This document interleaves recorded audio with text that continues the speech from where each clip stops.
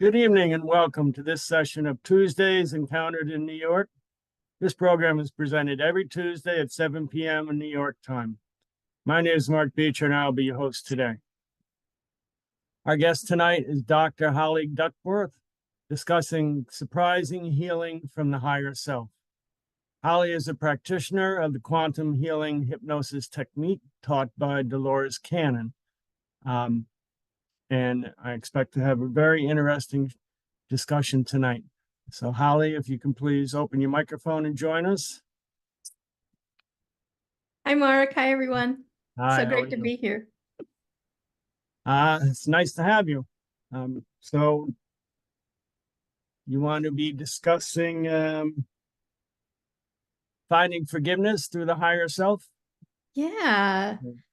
So that's my latest book, Finding Okay. Forgiveness, Surprising Healing from the Higher Self.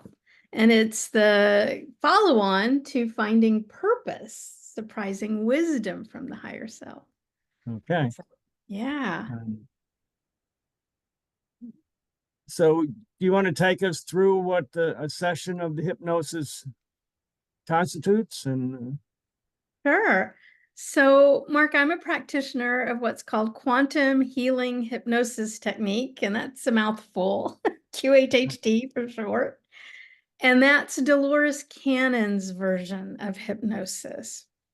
And for those who don't know who Dolores Cannon is, she only wrote 21 books, ranging in subjects from reinterpreting Nostradamus' work and other planet people, extraterrestrial experiences, and then the Convoluted Universe series.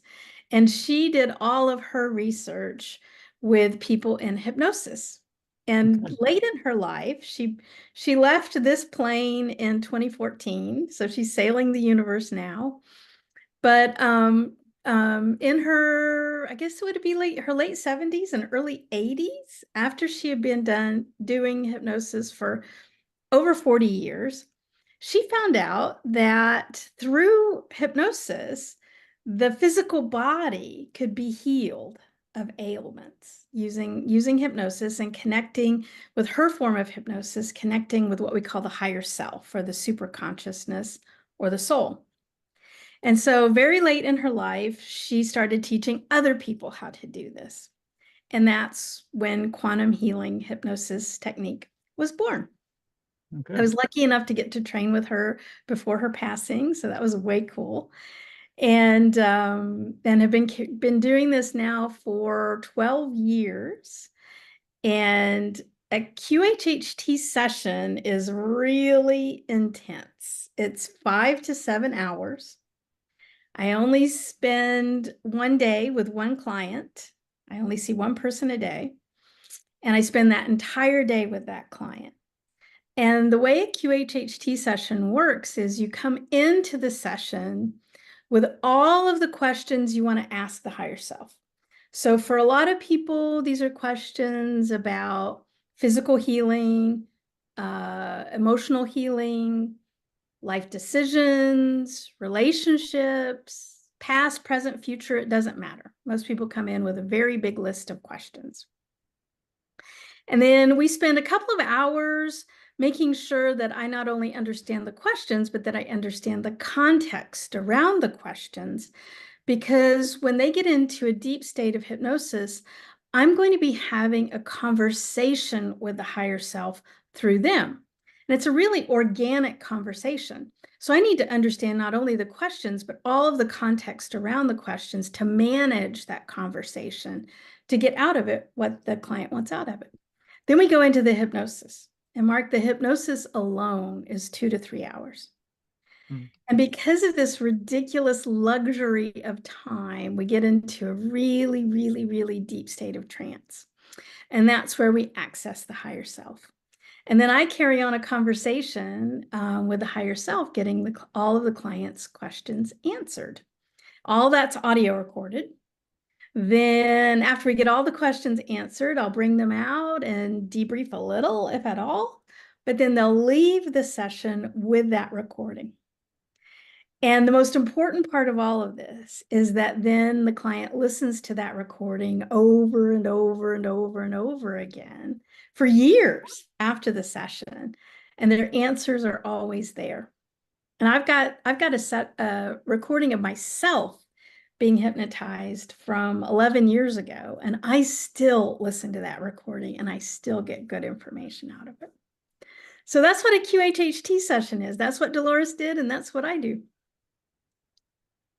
Right. And I read briefly that you only have one session. You don't really do follow-ups Yeah. or multiple sessions. And Yeah, because the belief is that the higher self knows what you're going to need 5 years from now, 10 years from now. Like I said, 11 years from now, I'm still listening to that original recording and getting new information out of it. It's not necessarily that the information is new, it's just that I wasn't ready to really hear it right. now. So I have that information for years and years and years and years to work with. And that's what's so powerful. And that's why we only ever need one session. It's already on there. It's already on the recording, what you're going to need 10 years from now. Okay. So this is not simply a past life regression where people come and they go through multiple past lives. Now, sometimes that happens. Okay. We do visit other times and other places, but it could be a past life. It could be a future life. It could be a simultaneous life. It could be something out of the Akashic records. It could be a life outside of form. It could be going back to source. But our clients in QHHT do have all kinds of out of this world experiences. It just isn't limited to past lives. But the crux of it is getting into that direct conversation with your soul. Okay, very good. Yeah, that just brought up a question I'd read about a soul name. Mm. Is that presented at that time, or is that inconsequential, or I love that. I love that. I have a lot of clients that ask that. They'll Mhm. ask, where's my soul from? Right. They'll ask the soul name. They might ask the name of the guides or guardian angels or other helpers that are spiritual helpers that are there with them. And sometimes they'll get a name. But what I've really found is from the other side of the veil, they don't need names. They know Okay. each other through vibration, through frequency. And so it's the human being, okay? It's the monkey suit that needs a name, not the grand eternal being. They know each other through vibration. So they don't need a name. They can make up a name for you, but it's made up for you. Okay. So if you have multiple lives, past life regression, there's no significance to the names in a continuum, right? Well, it's an interesting question, Mark. Okay, because one of the things we begin to understand through QHHT is I always have this funny little saying. I say I'm a past life regressionist that doesn't believe in past lives. Right. And let me explain. There's no such thing as time. Everything is now. All your incarnations are happening right now. And so there isn't this linear progression. I had this life and then I died and then I had this life and then I died and then I had this life. All of your incarnations are happening now. And so how can it be a past life if it isn't past, right? Right. The other thing I find is as we go into these experiences, these other incarnations, on the other side of the veil, what is my life and your life is a little fuzzy. It's kind of more like Jello.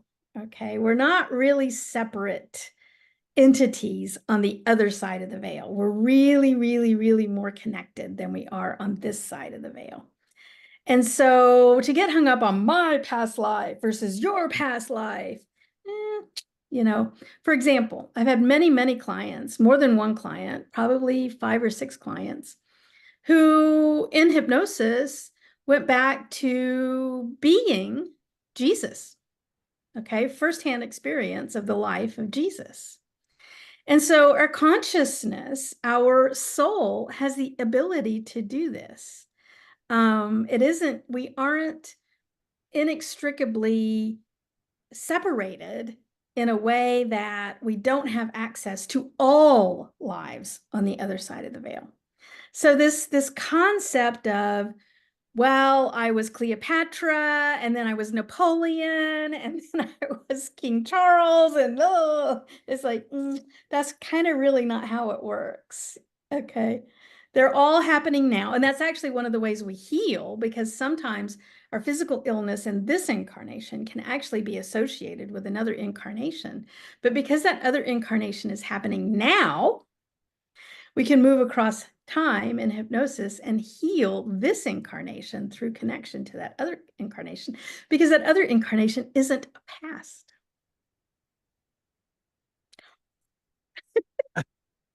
Yeah. All right. So we don't even necessarily need to consider humanity, because past lives are from other places. Animals, I've had people experience other lives as animals, lots of animals. Let's see, birds, fish, bears, horses, dogs, bats, insects, other lives as rocks, trees, mountains, other lives as stars, planets. So everything is a part of consciousness. Everything is alive, and your consciousness can traverse that experience. So this is much more complicated than we were. Well, that's why Dolores had to write 5 books this thick on convoluted universe. Yeah. It's so convoluted. I'm glad that she understood all this. I don't think she would claim to understand it all. Right. Like I said, I've been doing this for 12 years, and every other client is like, what? I didn't know it worked like that. I'm still learning that way. I say, so in what context then does the person get answers to help? I mean, they can actually have a physical or emotional healing or a psychological healing or through this technique. Absolutely. Absolutely. One of my favorite stories of physical healing was a gentleman who came to see me who had a recurrence of bladder cancer.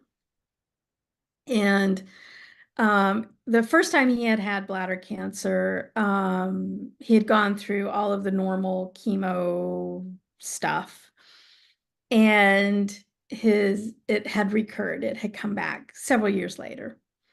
And a funny part to this story is that the gentleman was in his 70s, but the person who connected him with me for his session was his son, and his son is an MD, is a medical doctor, and sent his father for a QHHT session. Okay. An open-minded doctor, right? Exactly. Yay. And so the gentleman, so he went through the hypnosis, and some people are not, their conscious mind isn't aware when they're in a deep state of trance. For other people, it's normal for them to be conscious. It just depends on the person. Some people are, some people aren't. And this gentleman was one of those people who was not conscious during his hypnosis. So the higher self healed his bladder cancer completely. And one of the most important questions we ask with a physical healing is why? Why is the bladder cancer present? Why is he having this experience? Okay, that's, I think, the start of the healing is to unravel why this experience is being presented to you, because it always is for a reason. And so we went through all of that, got all of his answers. And then I asked the higher self, would it be appropriate now that he understands that? Would it be appropriate to release the cancer? And yes, they healed him instantaneous. It's usually instantaneous. And which they did for him, instantaneous healing. And so we finish his session. I bring him out of hypnosis. And, usually upon awakening, because you've been laying there for 3 hours, I'm like, you probably want to go to the restroom and freshen up. He said, yeah. So he went out to the restroom. Now he doesn't know he's cured, right? Right. He wasn't aware, right? So he goes to the restroom. I'm doing my notes. I'm getting his recording ready for him, working at my computer in my office. And he comes pounding back in the office, slams the door open. What happened? What happened? And I'm like, well, they cured you. And because it was bladder cancer, he had problems in the restroom. And then, of course, immediately after the hypnosis, he didn't have any problems in the restroom, and it kind of freaked him out. He didn't know what was going on. And so anyway, so he was cured there of a pretty late stage bladder cancer instantaneously. And it was kind of funny because his son was an MD, so he keeps sending me his clients that have given, that he's given up on the Western medicine to me. And I'm like, dude, I know you went to med school for 12 years, but you could learn QHHT and actually heal people yourself. You don't have to send them to me. Yeah. So anyway, that's just one example of physical healing. We see a lot of physical healing in QHHT.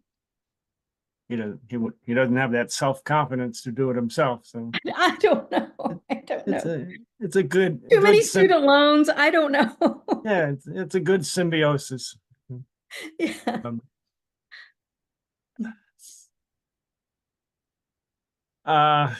Wow. So that kind of is why. So the first book was Finding Purpose, Surprising Wisdom from the Higher Self. So this is one of the most common questions that I get from clients. Almost everybody has this on their list of questions: is what is my life purpose? Right. And so when I first started out, at first I was mystified that, well, this was on almost everyone's list without prompting. So that was interesting. And then what became even more interesting was the answers were the same across people. So not only was the question the same, the answers kept repeating. And so what that book is, Finding Purpose, Surprising Wisdom from the Higher Self, is it's a compilation of over 400 sessions and the answers to what is my life purpose? And I actually only found four different life purposes out of over 400 sessions. And I've had almost 2,000 sessions by now, and it's the trend is the same. Right. So do you want to know them? Of course. Of course. Okay. So the least of the four, the smallest proportion of the four, is for experience. For some, so your purpose for this incarnation is some sort of experience. So maybe that's to be a mom, or to be a dad, or to be a healer, or something like that. Some sort of experience that you're supposed to have while you're here. The next most common answer is to be of service. So you're here kind of as a supporting actor in someone else's main character. Okay, so you're here to support and serve others, or even it could even just be one person in this incarnation. The next more common answer is to be and bring love into this dimension. So to bring or be love, just to spread the love. Okay. And then the most common answer, and this was more than half of the over 400, was to be. Period. To be. Okay. To be the only Mark that's been that Mark. To be the only Holly that's been this Holly. Just to be that person in the way and shape and form that only that person has ever been. So it's to be.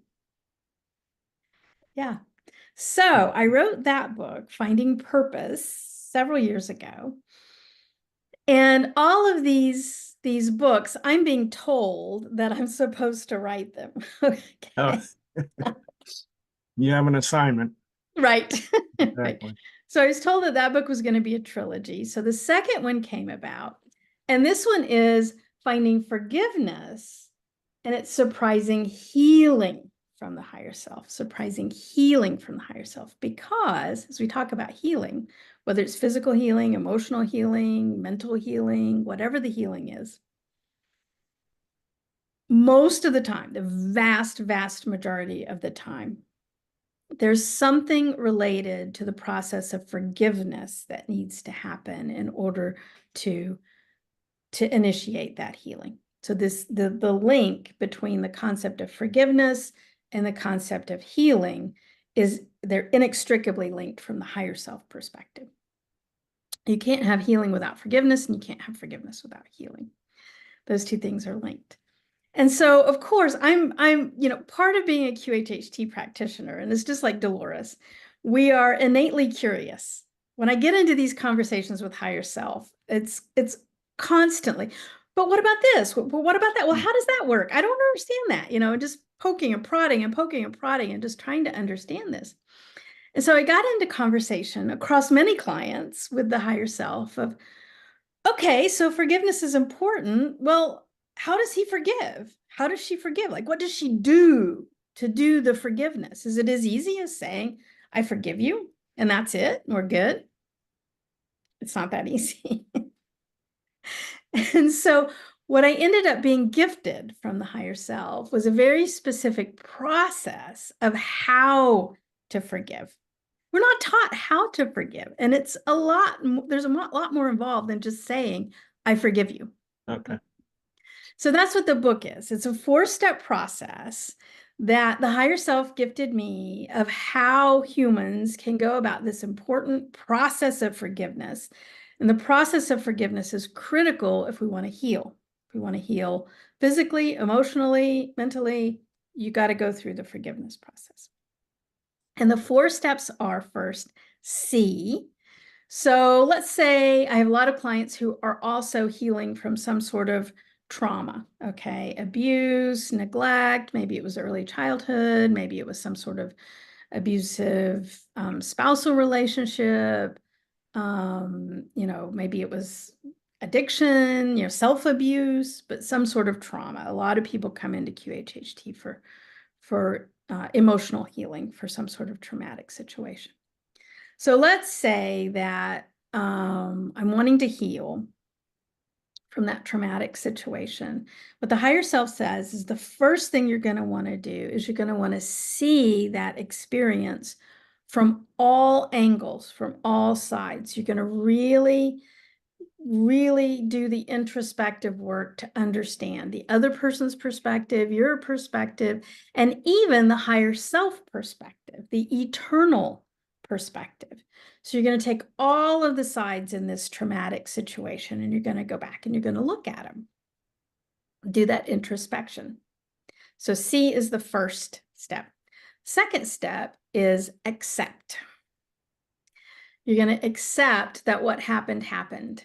Okay, you're not going to deny it. You're not going to regret it. You're not going to wish it you said this instead of that. Okay, you're going to fully accept the traumatic situation exactly as it was after you've done all that introspection to see it from all the perspectives. So see and then accept. And then the third step is release. You're going to release all of that energy. Okay, so you're going to, all of that pent up and stored up vibration and frequency that's attached to that trauma.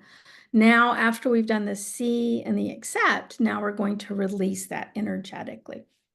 And it is really, from the higher self perspective, it is really more of a spiritual surrendering or an alchemy to allow that energy to release. Okay, this isn't a thought process. This is an energetic process. And then the last step, and this step actually surprised me. I'm like, all right, we're good. We're released. Done. Right. Forgiveness done. It's like, no, there's another step. There's a 4th step. And it's surprising, but maybe the most important. So see, accept, release, and then move. Move forward. Look forward. Take the next step forward. A lot of people get so attached to that past situation, that traumatic situation, and then they get they get anchored into it. And that fourth step of moving forward, moving into the new energy, the forgiven energy, the healing energy, that's an important step as well. So I was given this wisdom. So I'm like, all right, I was given it to share. And so that was the point of the book. Finding forgiveness, surprising healing from the higher self. So those 4 steps take place during the hypnosis. They can. They can. Okay. Of course, now we've got the higher self doing the work for us Right. in hypnosis. But if you're not in hypnosis, you can go do those 4 steps on your own. Okay. Yeah. Well, yeah, I was going to ask if there's like a daily practice, a set of mantras or some recognition that the individual would have, to really change their outlook on life, to do things differently than they had been doing them if they want to change something in their life. The higher self would say, practice forgiveness. If there's pain in your life, whether that's physical or emotional, there's healing to be done, and the path to that healing is forgiveness. And it's a little more complicated than just saying, I forgive you. Right. Yeah. So the higher self is a singular. This is the higher self. This is the universal energy. This is God. This is the higher self. Yep. We don't individually have a higher self. Right. You said, I don't say my higher self. I say right. the higher self. Okay. Yeah. So, and a lot of people will ask, they'll want to say that because it's kind of freaky, Mark. I mean, you're deep in hypnosis. You're channeling this other entity that's using your mouth to talk to me to get your questions answered, and you hear it on the recording. And most people say, well, that didn't sound like you. And I'll say, well, because it isn't. The voice changes, personality changes. It's really kind of freaky to have someone else speak through you. Okay. Use your tongue and your mouth to speak, but it ain't you. Okay. So that's a little weird. And a lot of people will have on their questions, they'll ask, who's talking? I want to know, like, describe yourself. Who are you? Right. Which I think is a great question. I always love the answers to that. And so we'll get answers like, well, I'm the eternal aspect of him. I've always been with him. I always will be. I'm the part that's connected to source. We get words like soul or consciousness, or spark is another word that they use frequently. And I think humans have a lot of different words for this, but it's kind of the same thing. Soul, super consciousness. Yeah, that connection to source. Yeah. Okay. So why don't we have all the answers already? And we've been through generations, thousands of years. You've been through thousands of hypnosis sessions. Why don't we have all the answers? So Dolores would answer that question this way. And she has kind of a famous quote. I actually have a t-shirt with this quote on it. And she says, if you knew all the answers, it wouldn't be a test. And so think about it. I've never found any evidence of forced incarnation. No one is forced to incarnate into this three-dimensional reality where we experience separation from source, we experience duality, we experience pain and suffering, because there's no duality, there's no pain and suffering over there. Okay. Mm-hmm. We come into an incarnation like this because we want to have those challenging experiences because our soul wants to learn. And if we don't have the challenge, if we don't have the test, and it wouldn't be a test if we knew the answers, then there wouldn't be any reason for the incarnation. If your soul didn't want to grow, it'd just stay there. It would never incarnate. It doesn't have to incarnate. It's only doing that because it's ready to learn some sort of lesson. Okay.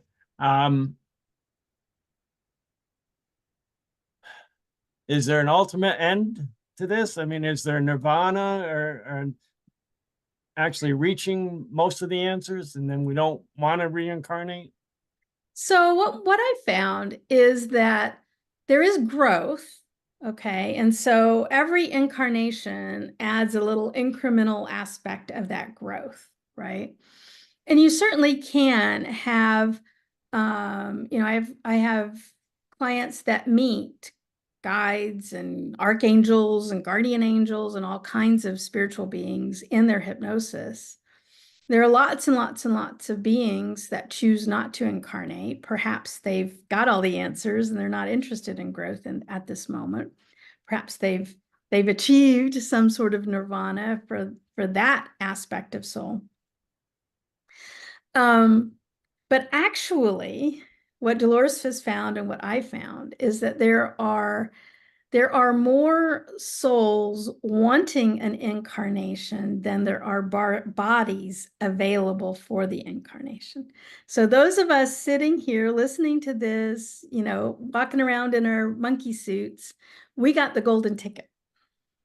We're the special beings that got the opportunity to incarnate. And actually what Dolores found, I haven't really found this, but what she found, but I haven't gone looking either, but what she found was that there was an even longer line for souls waiting to incarnate in a handicapped body.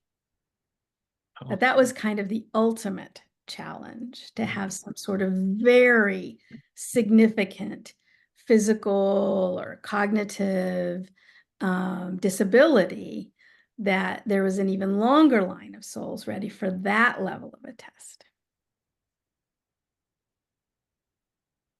So there's an infinite number of souls. Mm-hmm.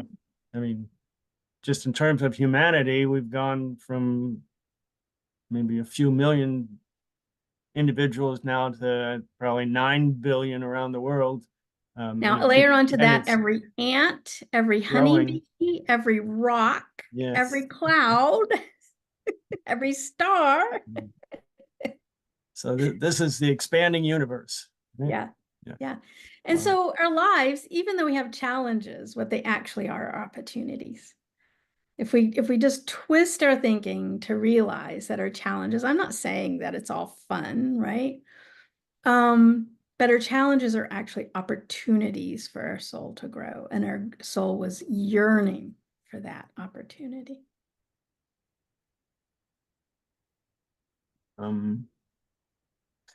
Wow. So reincarnating as a honeybee, it's not principally different than reincarnating as a human. No.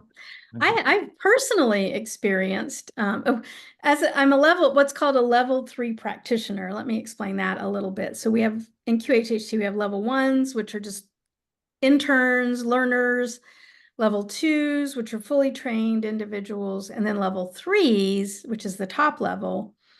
And level 3s are certified to be practicing exactly as Dolores Cannon herself did. So when you come to a level 3 QHHT practitioner, you are going to someone who is guaranteed to be practicing exactly as Dolores herself practiced. That's what a level 3 means. And you can go to qhhtofficial.com to find all the practitioners all over the world, including the level 3s. And so as a level 3 practitioner, we're required to train, which means I have people that practice on me. So I get put under hypnosis a lot from trainees, right? And so I've had lots of other life experiences in these training scenarios. And one of the situations that I got to experience was the life as an ant, A-N-T, the insect. Right. Okay. And one of the most fascinating things about this experience I had firsthand, I was living my little ant life, giant blades of grass, and I'm in my little line of ants crawling around, and we're crawling up a tree, and we're getting little pieces of seed into our little pinchers in our mouth. And you're really experiencing this firsthand. And QHHT and really understanding how the ant is feeling, what the ant is thinking, what's going on around you, you know, how to communicate with the other ants. I think this should be like so fascinating to biologists. It's like, Right, do you right. understand? You could totally understand your species with this. And it was my turn, and we were way up high on a tree in our little ant chain, getting seeds in our mouth. And it was my turn to, in the chain of ants, to go get the piece of seed. And I remember leaning out over the ant, or over the tree limb, realizing that if I fell, it was really, really dangerous, like I would die. And I thought in that moment, I went, ants have fear. Who knew? Who knew that an insect knew about danger and fear and risk? And I didn't know that. I mean, we Right. just think they're insects, right? They're dumb insects. They don't have any feelings. No, they actually know when a situation is dangerous and risky. So cool. Absolutely so cool. Um, there's no different valuation to those lives, right? In terms, Absolutely not. I Nope. think, I think we I sort of asked, we did sort of discount the Hindus to say, well, if you come back as a dung beetle, no, you had a you don't bad life graduate. cycle. You don't Yeah, graduate. It's not linear. They're all happening now. right, Okay. right, right. And so I did have to ask though. I had a client who regressed as a rock, and I've had many rocks. People go back as rocks, but this one, I'm like, it was my first time of having a client regress as a rock, and it's very boring life, by the way. And do rocks have fear? Rocks do not have fear. Rocks are very relaxed. Okay, And so I'm going, how does a rock die? Like I'm asking the right, rock. I'm like, right. how do you die? And the rock says, well, no, I'm just, when I'm done with the experience, spirit leaves and I'm done. I can leave, at will. I'm like, oh, okay. And then of course I have to ask my purpose question. Well, why did you choose to incarnate as a rock? Like, what's the purpose of the rock? And the answer was to rest. Yeah. Rest. I'm like, well, that's a restful life, all right. Wow. Um, so do your patients come back to you, or do they attempt to come back to you? Um, So I do work with clients sometimes after their QHHT session. I have a service that I provide, and it's called higher self integration. And so for some people, after they've had that taste, so think about it. I mean, you're laying on the bed, you're in my office. If you're one of these people that is consciously aware during hypnosis, which I think is wonderful, I'm that way. I think about clients that are like the gentleman with the bladder cancer we talked about earlier, who was not conscious during hypnosis. He left my office as clueless about what it felt like to have the higher self speak through him, right, as anyone else on the street. For myself included, and my other clients who are somewhat consciously aware during that hypnosis, you remember what it felt like the visceral sensation of higher self speaking through you. Okay. And it's like, it's crazy. It's amazing. It's glorious and powerful, but peaceful at the same time, and confident and direct and loving. It's an amazing feeling. And so once people have a taste of that, they're like, I want more. I want that right. feeling in my life. I don't want to just do it in hypnosis. And so I teach this course called Higher Self Integration. It's a 3-month long course. And so I teach people how to live, allowing that aspect into your consciousness, into your awareness on a day-to-day basis, in the grocery store, driving in traffic, at work, whatever you're doing, you can, with a little bit of practice, you can be able to move and shift who's in the back seat and who's in the front seat versus ego self versus higher self, at any minute of any day. And so that's how I might work with some of my clients after their QHHT Right. session. Right. So they absolutely is a life-changing It is. session for them. Yeah. It is. Yeah. That's the number one thing people say about QHHT sessions is they are life-changing. Yeah. Yeah. And so how wonderful is my job? Like I get so cool. I get a front row seat to the universe, to all the questions of the universe, right? Right. And B, I get to be the facilitator of these life-changing experiences for people. It doesn't get better than this, Mark. It doesn't. Yeah. Have any of your patients written books about their experience? So I have one of my clients she's in the process of writing her book, but she started spontaneously channeling the Council of 12 in her QHHT session. So rather than going to another life in her QHHT session, she went in front of the Council of 12. And so this is a Council of 12 interdimensional beings who direct activities in a certain part of the universe, in a certain universe. There are more than one universe, by the way, adding to the complexity. But in our universe, they are directing activities in certain parts, which includes Earth. And so she went in front of the council, and we found out that she was part of the council in another aspect of her soul. And so after her QHHT session, she started spontaneously channeling different members of the Council of 12. And her name is Laura DiPiazza, Depizza, and she has a YouTube channel, and it's called The Expansion Project. And so she freely channels wisdom from the Council of 12 and shares that information with people on her YouTube channel. So, and she's at the end of writing a book about her experience with that. So yeah, crazy things like that happen as well. Am I blowing your mind, Mark? I want to come see you immediately.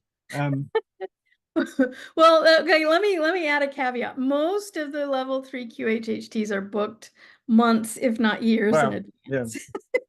That's what I was going to say in terms of Dolores Cannon Institute or whatever. Are they expanding? Are they developing Well, more? there are over 3,000 practitioners. I haven't counted them lately, but over 3,000 at QHHTofficial.com. But out of that 3,000, there's only 30-ish level 3s. So Ouch. yeah, but we're all over the world, in Australia, in England, in Spain, in all over the US. And so, but it's a big deal. It's about 4 years of training to become a level 3. It's kind of a big deal. But just in terms of human development,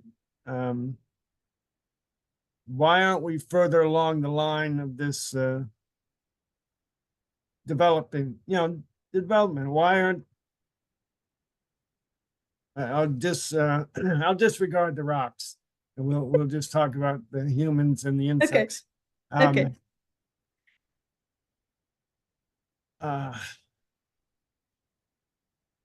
Why have we not developed further spiritually? Yeah.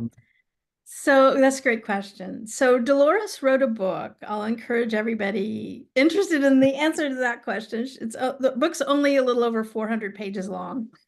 And the title is 3 Waves of Volunteers and the New Earth. Okay. So go read that book. But I also want to talk about the new Earth. We're actually in the middle of an ascension process for the Earth as a sentient being. So Gaia, the Earth herself as a planet, is a sentient being. And she's kind of sick of us. She's kind of ready to move on. Okay. And those of us that are incarnated with her right now are a part of this ascension process, which is the shifting frequencies and shifting vibrations of the Earth as a planet. Okay. So if you're going to have an experience as an incarnate being on a planet, on any planet, you're going to have an incarnate experience that is attuned to the vibration and frequency of the planet itself. Okay. And so the Earth herself, she's kind of young as far as planets go. And she's evolving into a higher dimensional being. So the shorthand is she's evolving from 3D to 5D, but the numbers don't mean anything to her. The numbers only mean something to human beings. So in the future, those souls that choose to incarnate on Gaia, on the Earth, will have a higher vibrational experience than those in the past. Okay. So in the past, this was a much denser place to incarnate on, a much more challenging. I mean, think about all of the wars in the Middle Ages and, burning witches at the stake and the Inquisition and all of the things that happened in the past on the face of the earth. And over the years, we've become more and more and more and more ascended, more and more and more enlightened.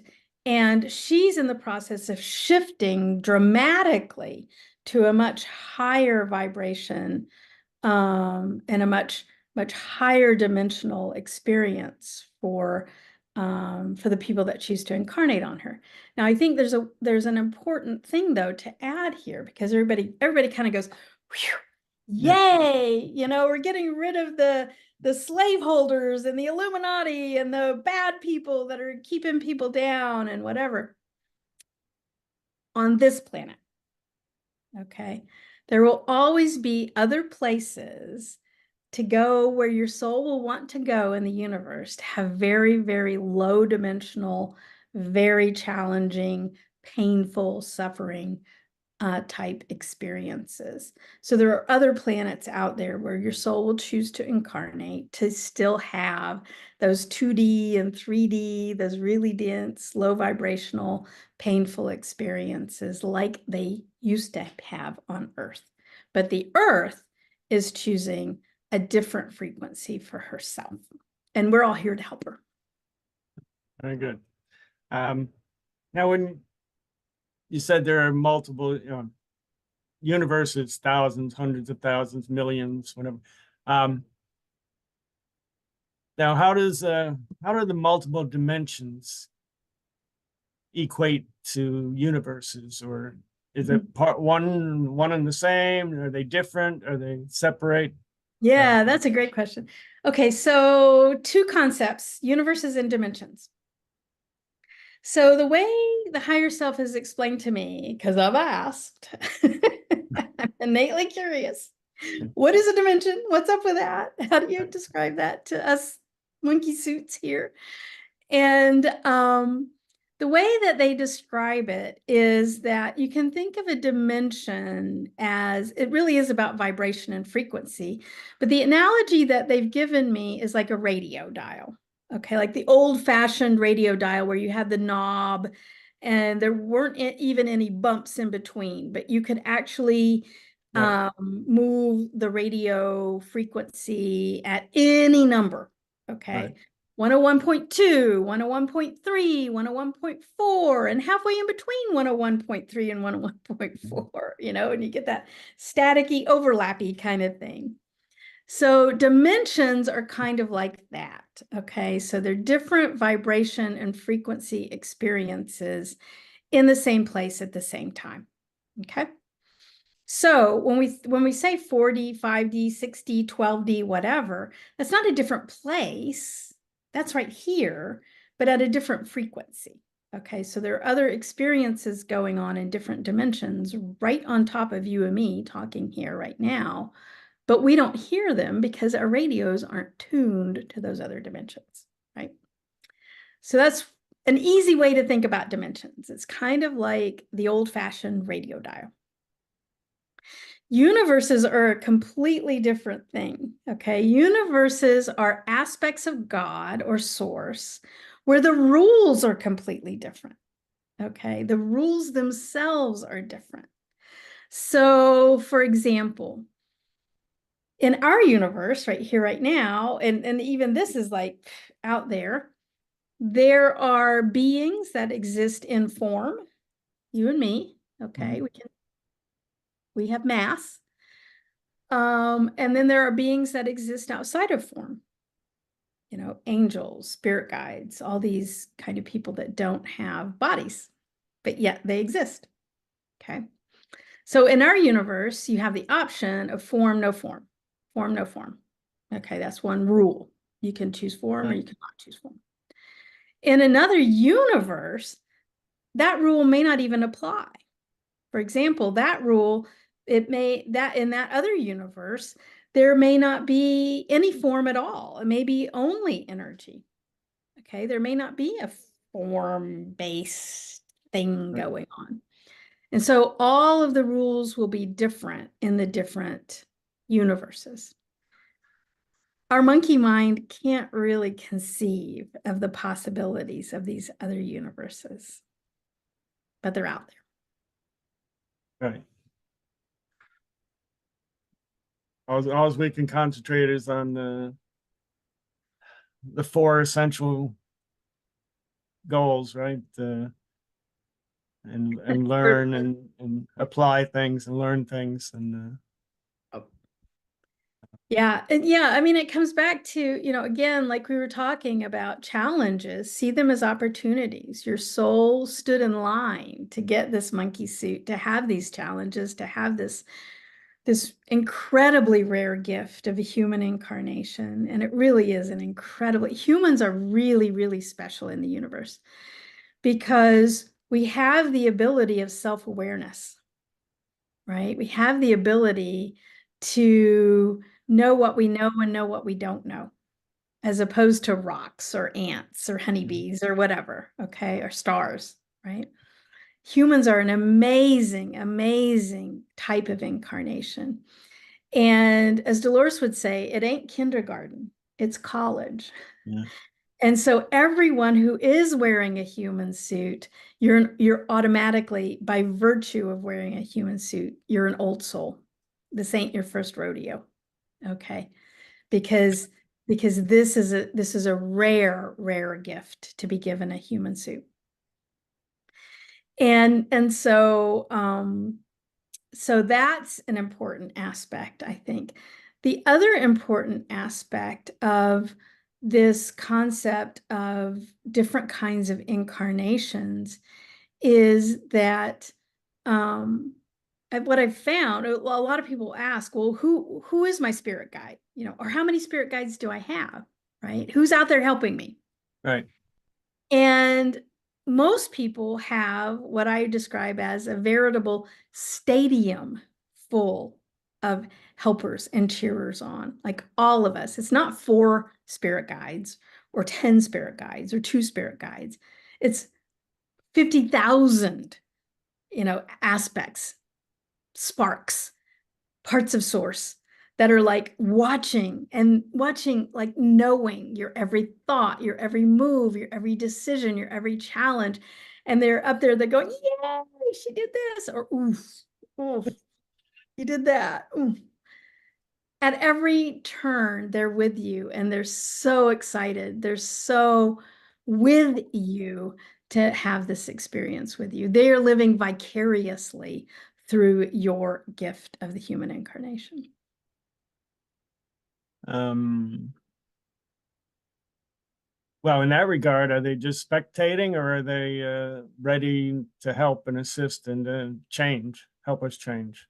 Well, they like to help, but one of the rules of this planet, okay, of Earth, and I don't know if this is changing or not. It's actually a really good question. I haven't asked in session about the new Earth.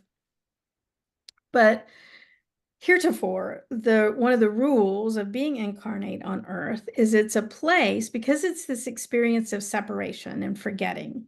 We forget what we are. We forget that we're a soul in a human suit, not a human with a soul.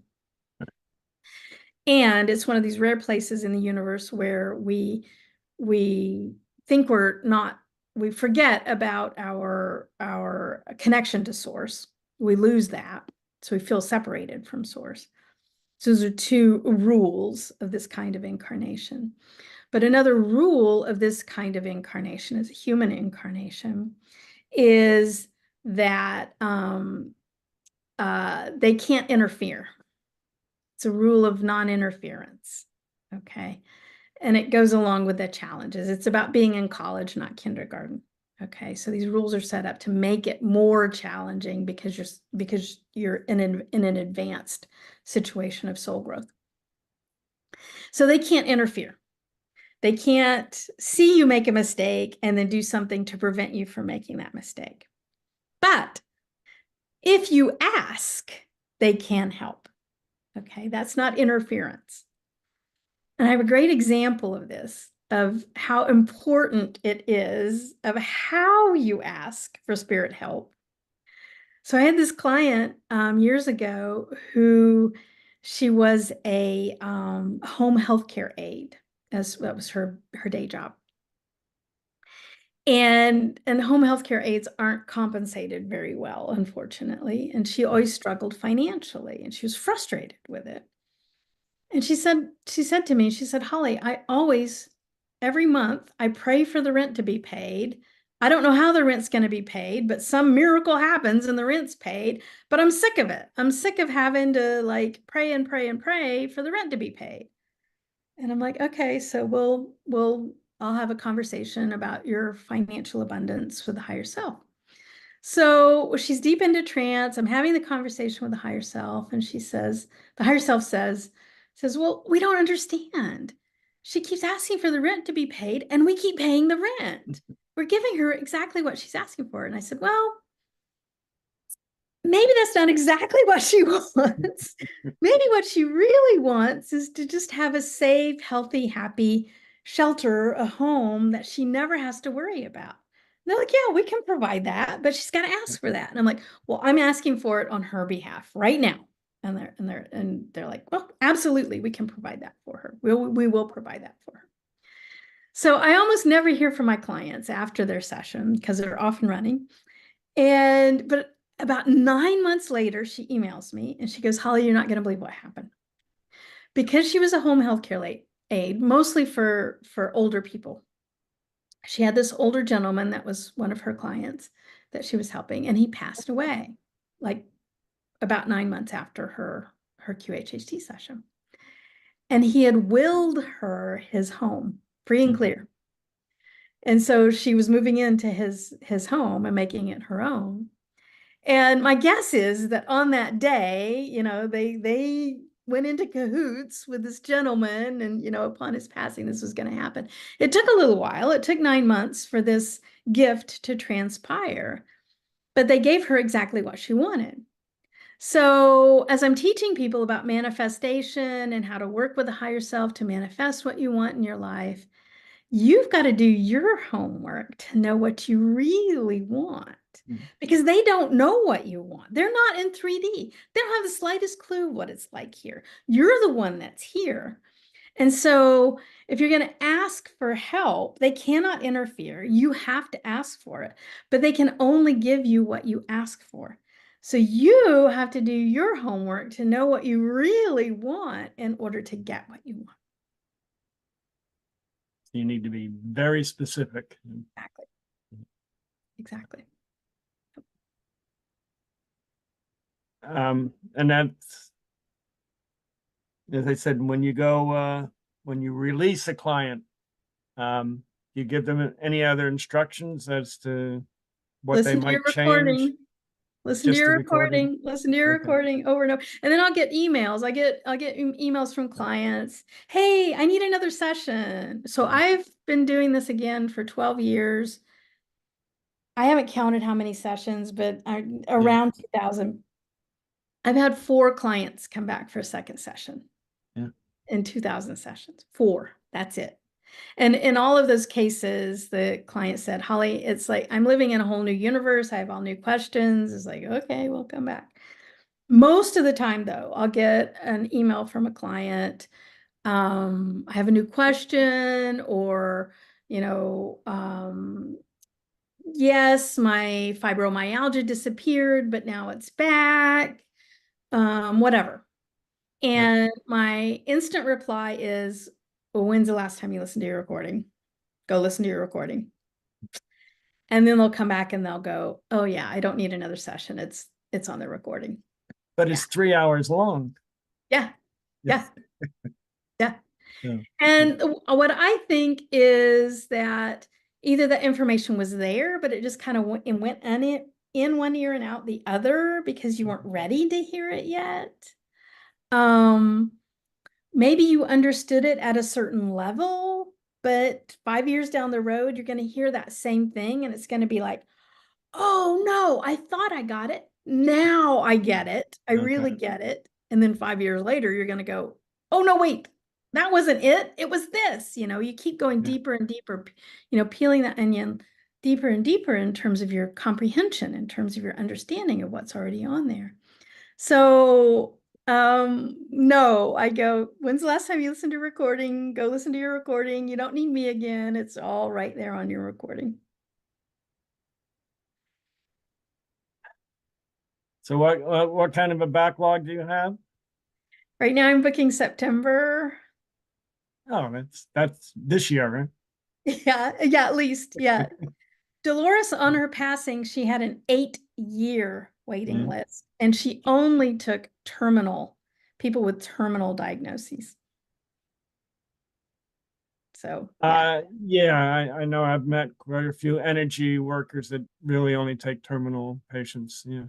Mm-hmm. That's service, right? Yeah.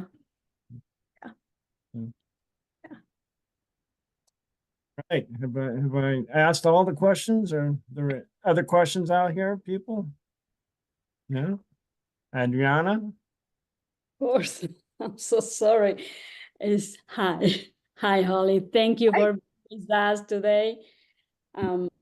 With this much value information, and like you say, yes, my mind's blown. Yeah. I have to run and get a pen and piece of paper to write all the questions because I'm not going to remember. I'm sorry. Well, we have a tape to go back to. So. Definitely. First of all, I want to know what take you to this path. Oh, that's a great question, Adriana. Thank you for asking. Tragedy. So, my bachelor's degree is in mechanical engineering. My master's degree is in management, and I have a PhD in psychology. So 12 and a half years ago, I had never heard of Dolores Cannon. I would have never heard of her. I did not have the slightest clue of who she was. I was not woo-woo at all. Totally corporate person doing, executive coaching and leadership development and that kind of thing. And my son at the time, he had just turned 20 and he got arrested for a DUI and he went to jail. And it was a really pretty bad situation. He was arrested for 21 days and my son still is, he's 32 now, he's in great shape. But he is a very innocent kind of person, a very kind of a golden soul kind of person. So this was really tragic for him. And he was put in a place in jail where he was in there with like everybody was mixed together, murderers and rapists and all kinds of, and that was not my son whatsoever. And he was going to be in there for 21 days. I could not visit him. I could only have phone calls. And so you can only imagine. I was distraught. I was pacing the floors. My hair was falling out. Like I was just a nervous wreck. And he said in one of our rare phone calls, he said, "Hey, Mom, I found this book in jail. I think you'd really like it." And it was Dolores Cannon, Convoluted Universe Book 4. And I'm like, okay. So just to have something to talk to him about on our next phone call, I ordered the book. And the minute I got off my call with him and I started reading this book, and everything I ever believed in my life was written in this book. And I had never seen these things written in a book before. And it was like, this is it. And so then I started reading another book and another book and another book of Dolores's, and all of it was ringing so much truth. So my son gets out of that situation, gets out of jail, and he comes home, and she was going to be having a weekend seminar. So he got out of jail in December. In January, she was going to be having a weekend seminar. And so I told my son, let's go see her. Let's be in the room with her. Because we were both big fans by then. And so she would have these weekend seminars where she would have 200 people in a hotel ballroom and put everyone into hypnosis simultaneously, right? And so that's what this weekend was going to be like, 3 days, and every day it's a different hypnosis experience, and she's lecturing and doing all of these things. And so my son and I went to this weekend seminar. Now, I'm an engineer. So this whole time I'm thinking, I had so much respect for her books, her research, how she wrote, and I had all these questions for her about her research. But I'm thinking, this hypnosis thing, that's not going to work on me. That's going to work on those people, but not me. But that's okay, because I've got a lot of respect for her. So, of course, we go into this seminar, and the very first hypnosis, I'm having this out-of-body, profound experience of this woman in the 19 teens in this urban city. I'm a Black woman, and I could smell the bacon that I was frying, I mean, just like completely immersed in this woman's life. And so we come out of the hypnosis, and I'm like, oh my God, this works. This really works. Like, I'm gonna run up to the stage and tell Dolores Cannon, did you know this works? Because she's only been doing it for 30 years, right? And so that first profound, like instantaneously, it was profound. And I'm like, oh my gosh, this is incredible. This is amazing. That was in January. February, I was in training, never looked back. I'm like, I know what I'm doing for the rest of my life. I'm done. This is it. We're good. And so my son and I joke. So, that was 12 years ago. He went on to be a geochemist. He's, with the love of his life, he's doing great things. And we joke now. We look back, and he goes, Mom, that's the only reason I had to go to jail was for you to meet Dolores. Like, Yeah, that's true. Thank you. Yeah. Wow, that's really how the universe prepared everything for us to find it. Yeah. Another thing just blow out my mind is the reincarnation, and we are living and present in different way. I didn't get it. I've had it described. I'm a really visual person, and I don't know if this is a Buddhist thing or not. I don't know, but I've had it described. So imagine a wheel, but not vertically, horizontally. And you have the hub of the wheel, and you have all of the spokes of the wheel. So like a bicycle wheel, like it's got lots and lots and lots and lots of spokes. And then the rim of the wheel. And we can think of the hub of the wheel like our soul. That's the higher self. And all of these spokes are the different lives that are coming out of that hub right now. Okay, but then they're all attached because you've got the rim of the wheel, right? And because they're all attached, not only at the hub, but also at the rim, that means every life affects every other life. Okay. And positively and negatively. So when you do your forgiveness and you do your healing in this incarnation, then that also presents forgiveness and healing for all of the other incarnations, because all of your lives are connected on the rim of that wheel. And so all the growth, all the healing that happens here affects all of the other incarnations as well. So why, to start, is anything, can I get the proof I am in another incarnation right now? Yeah. So one of the easiest ways to connect with the higher self, besides a QHHT session, is in your dreams. So we have this guard dog, this ego guard dog, right? It's just a part of being a human. It's a part of the monkey suit, okay? And the ego's job, which it does really, really well, is to keep our bodies safe. Mhm. So our egos are constantly looking for danger, right? Because if your job is to keep you safe, then you're going to be hyper attuned for danger. So being hyper attuned for danger means that you speak the language of fear. So the ego speaks the language of fear, and it's a very, very, very effective language for the ego and its job of keeping you safe, keeping you clothed and housed and fed and safe, keeping your body safe.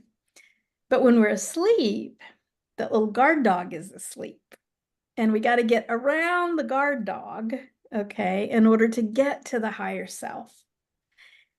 One way is hypnosis, but another way is in your dreams. And so you can set the intention, be very intentional. In fact, I even tell people, write it down on a piece of paper before you go to sleep. Set your intention. I want to see one of my other lives tonight in my dream. And you'll be shown. You'll be shown. Can you feel more attached to another incarnation besides the human body? Like one simple, like you mentioned, we can be animals and things like this. Was one point in my life, I was feeling, I don't know why, I can, and everybody going to laugh at me. But I love dogs so much. But when I was feeling sad, I like to howl like a dog. Like Oh, I was calling, I'm Uh-huh. feeling like I was calling my dog family. I don't know how to express because I was needed in that Yeah. moment. Yeah. Happened not too long ago. I was feeling sad to walk in the grass because I can feel how the grass suffer each time I put my weight on it. Yeah. Yeah. So, Absolutely, absolutely. And much more common than those things, people have a fear of heights or a fear of water that doesn't make any sense. And we find out in their QHHT session that they drowned in another life. So of course they have a fear of water. And so absolutely, absolutely, that energy, I call it residual energy, is flowing in and out of your life. Because again, we've got the rim of the wheel. You're still connected to all of those other lives. And so you can absolutely feel that energetically. Absolutely. Yeah. wow, that's super interesting. And what we can do to vibrate or vibrate height? Mhm. Yeah.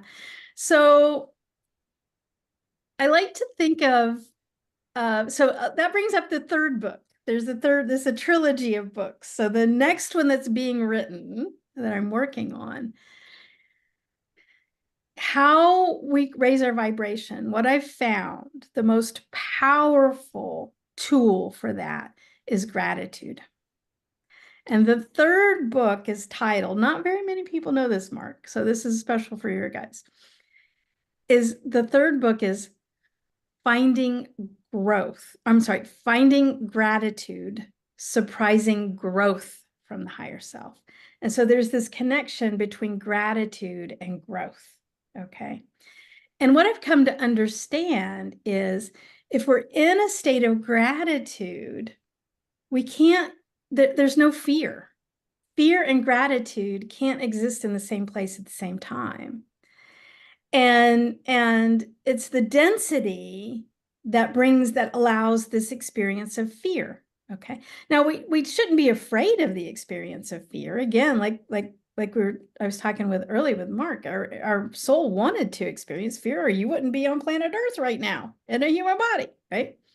So it's not like, oh, I never want to feel fear. Fear can be a great teacher, right? We don't want to be afraid of fear. But a cool way to get out of that, maybe if you're stuck in a state of fear, a cool way to be more flexible and get out of that state of fear if you don't need it is through gratitude. And I use this silly example of like going to the grocery store and how easy this is, but you have to practice it. It is a practice. Some people are just way out of practice with their gratitude. But if you're like me, you go into the grocery store and you walk in, and of course you don't get a buggy or a basket because you only needed 2 things. But then once I get in there, I'm like, oh wait, I needed that, and I needed that, and I needed that. And then by the time I get to the checkout line, I've got like 17 things, and I'm balancing them in my arms because I wasn't smart enough to get a buggy or a basket. And now I'm standing in line, and now I'm getting frustrated because the line's going really slow and people are talking, and the debit card isn't working and whatever. And I'm grumbling, and I'm like, hurry up, just hurry up. Oh my gosh, just hurry up, right? Well, now I'm in a state of fear. Okay, that frustration, that anxiety, that's fear speaking, right? I can, in that same moment in the grocery store with all those 17 heavy things in my arms, I can, with my mind, just decide to turn on the gratitude and go, oh my gosh, I don't have to worry about paying for these things. I'm going to enjoy all this delicious food with my family. The food itself is going to be delicious. Look at all of the abundance. For crying out loud, I had 5 different kinds of yogurt to pick from. Like, what kind of crazy abundance is that, right? And I can sit there and immerse myself in abundance and get myself out of that state of fear right there in the grocery store line, right? And so when we begin to practice this just in little tiny moments, first we have to recognize we're in a state of fear. Well, let me summon that gratitude. Then that changes our vibration and our frequency instantaneously. So gratitude, that's the secret. That's the secret. Yeah. We have so many things to be grateful for. Yeah. Now, hypnosis versus channeling. Channeling. Okay. Yeah. So that's actually what we are doing. The way I describe it, when we get into that deep state of trance, you're actually channeling the higher self. And everyone can channel. Absolutely everyone can channel. And that's what you're doing in QHHT. You are channeling the higher self. And that's what we're doing. So it's one and the same. And you get anytime the client is there under hypnosis, you actually get at the same level of energy in that moment in order to receive the messages? That's a great question. So a lot of times the clients will feel, again, it's this whole spectrum. Some people their conscious mind is not aware when they go into that brainwave state. It's a brainwave state, okay, hypnosis. And some people, for them, they just naturally are aware in that brainwave state. So we're talking about people who are aware, which I think is an amazing gift. I'm so happy I'm that way. So if you are aware, most people will come out and go that they will literally be vibrating, like I'll touch them or I'll hug them or whatever, and they'll just be. And for me, myself, okay, I used to start as the facilitator. I'm not even in hypnosis, but I'm just in the room with this energy, right? And it's so buzzy. It's so high. I used to start my sessions at 1 p.m., but I couldn't go to sleep by midnight because I'm still just. So now I start my sessions at 10 a.m. so that I'm not vibrating by the time it's time to go to bed at night, because I'm just. Yeah. Wow. Yeah. The whole room is like, it's very, very, very, very high energy. Did you ever experiences of a soul, somebody who passed away and come back really quick?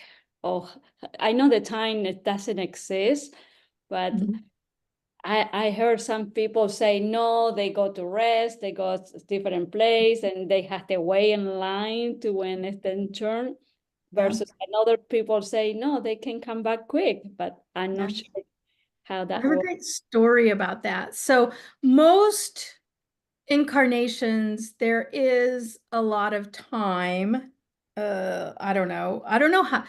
I'm not sure that humans are capable of really comprehending eternity.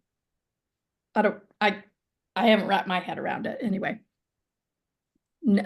And eternity isn't a long, long, long, long, long time. It's no time. Okay. Outside of time, which is where your soul is.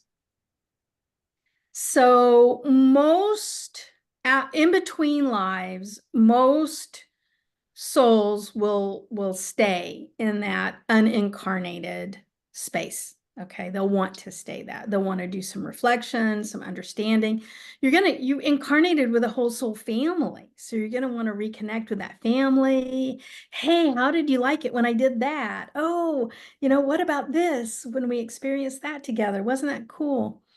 So there's some reconnecting and some recapitulation that happens in between lives. But I had this one experience. I had this client.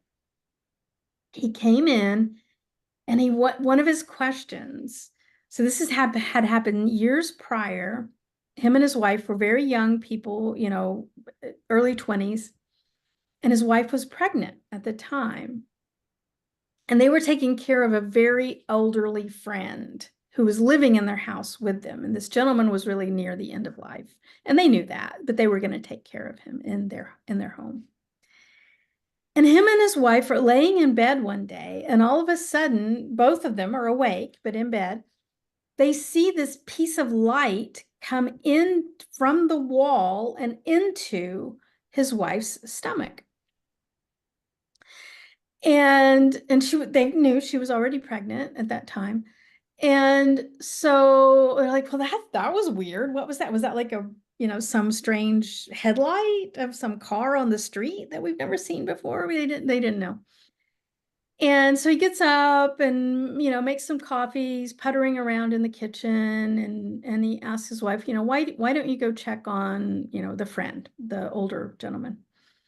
And she goes into the older gentleman's bedroom, and he had passed. Wow. Okay.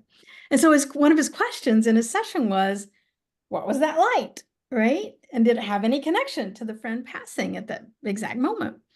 And they said, yes, it was that older gentleman had reincarnated as his son at that instant. So instantaneously, to continue that relationship with him in a different way. So yeah. So there are rare examples where the soul instantaneously decides to reincarnate at the moment of death. Yeah. So it's possible. Yeah. See, we're talking about with Mark. His dad passed, Mark's dad passed exactly the same day as my older sister born. Oh, yeah. Yeah. Could be the same incarnation. And Or the same soul. and I said, that's probably your dad. And he said, no, they go and take a rest. I said, I'm not sure now. I had to ask this question. Yeah. Yeah. Wow, that'd be interesting. See, Mark? Mhm. Holly, thank you. Thank you. Thank you. Thank you. Really, I super enjoyed this conversation. Thank you. Yeah. Thank you very much. Yeah. So Holly, I'm looking at the artwork on your book behind you. And who did this artwork? Yeah. So and she also did the artwork for the second book, Okay. Finding Forgiveness, and she'll do the artwork for the third one.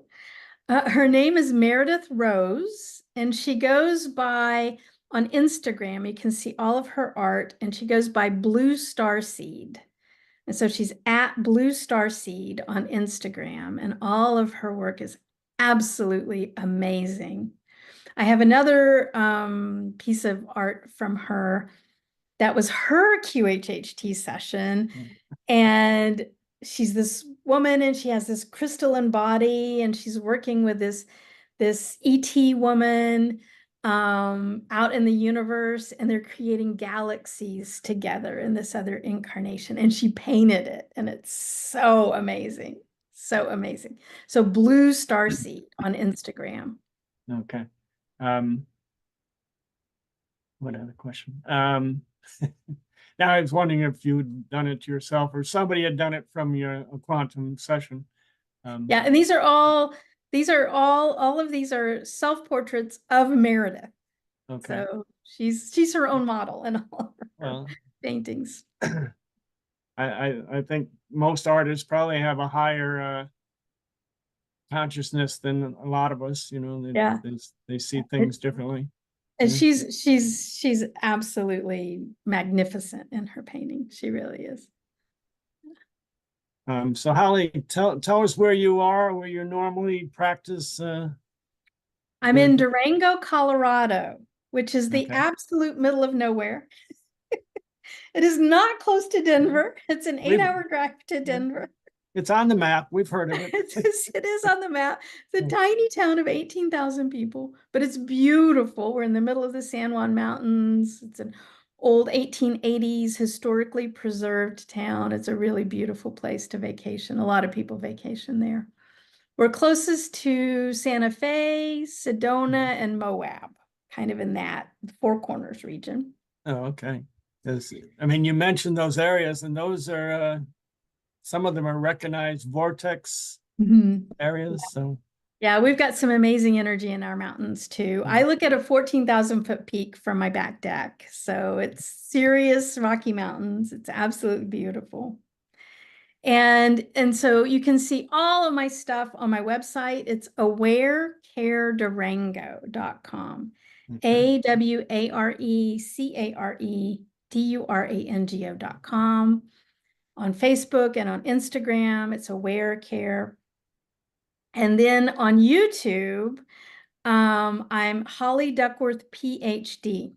Holly Duckworth, PhD. There's another Holly Duckworth, so make sure it's the PhD one. Right. And I share lots of session segments. So I get permission from my client to actually share some of their actual recordings from the middle of their QHHT session, like when it's like over the top and amazing and crazy. And I'll always get their permission to share that. So YouTube at Holly Duckworth, PhD. And go listen to the QHHT segments. They are out of this world. Very good. Excellent. Yeah. I can't tell you how much we've enjoyed the conversation. It's just been fantastic. Thank you. Thank you for the opportunity. Right. Is there anything addition you would like to offer to us that you said you're booking out to September nowadays, but yeah, there's lots of really great level 1s and level 2s out there. There's probably one in your area. They're all over the world. Okay. I would caution people though, when you're booking with not a level 3. I do encourage you. I was a level 1 and I was a level 2. Go book with a level 1 or level 2. But ask one question, just one question before you book. Do you practice exactly as Dolores did? And if they say yes, then you can vibe with them, you know, you get a good feeling from them. Go see a level 1 or level 2. They're going to give you a great experience. You don't have to wait on a level 3. But they're not necessarily doing single sessions, or they're doing the same. If they're practicing exactly as Dolores did, they're doing exactly what I'm doing. Okay. They just have a few less sessions under their belt. Okay. Yeah. Very good. And QHHTofficial.com. That's where you go to find those practitioners, and it has a feature to search by location.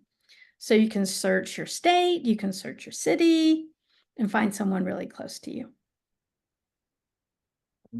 All right. I mean, I love how you got into the transition from mechanical engineering to this, and I guess we can all look forward to differences in our careers and in our future lives. You know, I find that, Mark, I find that a lot of people that are in healing or in the spiritual healing space, we got here through tragedy. Yeah. We had to have the 2x4 across the forehead to get to where we are. Absolutely. Okay. I think it's been fantastic. We've enjoyed it immensely. And hopefully we can get together sometime in the future. Absolutely. Anytime. Anytime. Very good. So thank you again. And thank you thank you to everybody listening and for their time, and look forward to seeing you next week. Our guest will be Sydney King. So we'll set up some advertising for that. Thank you again, Holly. All right. Thank you. Bye-bye. Fantastic.